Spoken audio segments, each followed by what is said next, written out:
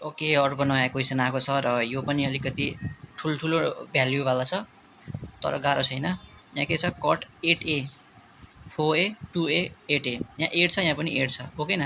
त कसेक चाहिएको छ, कसेक भनेको 1/sin। त कटबाट साइन आयो भने अनि त्यसलाई सिङ्गल 1मा छुट्याएर गऱ्यो भने यो टर्म एकैटा नआउँछ। ओके, सुरुमा यो टर्म निकालौँ है त।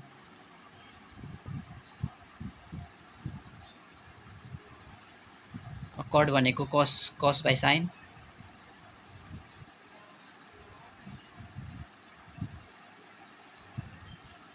ओके, अब हामीलाई -1 चाहिएको छ त।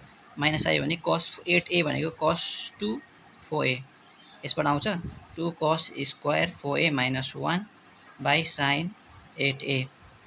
यसलाई पनि 1 बाई साइन 4a बनाइराखौँ। कसेक भनेको 1/sin र यो छुट्याउँदा के भयो, 2 cos square 4a by sine 8a minus 1 by sine 8a plus 1 by sine 4a। ल यो भाग त आयो नि, यो भाग भनेको यो आयो, माइनस पनि आयो, यो पुरै आयो। अब यो रकलाई सल्भ गरेर कट 2a निकाल्ने। अब यो काटिन्छ भने काट्ने ट्राई गर्ने, 2 कस 4a। यस्तै साइन 8a भनेको साइन 2 4a लेख्न पायो, 2 साइन 4a कस 4a।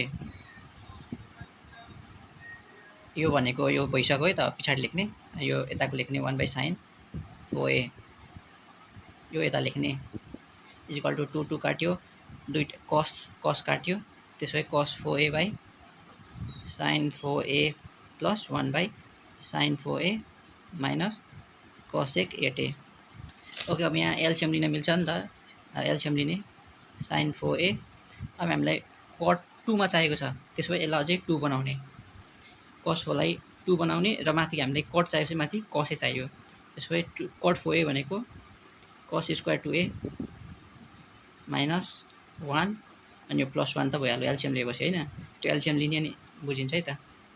त्यसो प्लस 1 माइनस 1 काट्यो, अनि साइन 4a भनेको के हो, 2 साइन 2a कस 2a हो।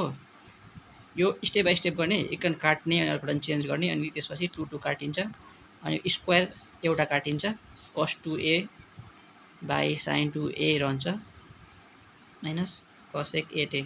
र कस 2a बाई साइन 2a भनेको कट 2a। केही गाह्रो छैन है, फर्स्ट स्टेप कुनलाई चेन्ज गर्ने भनेर बुझेपछि त्यसपछि अरू आफै आउँछ।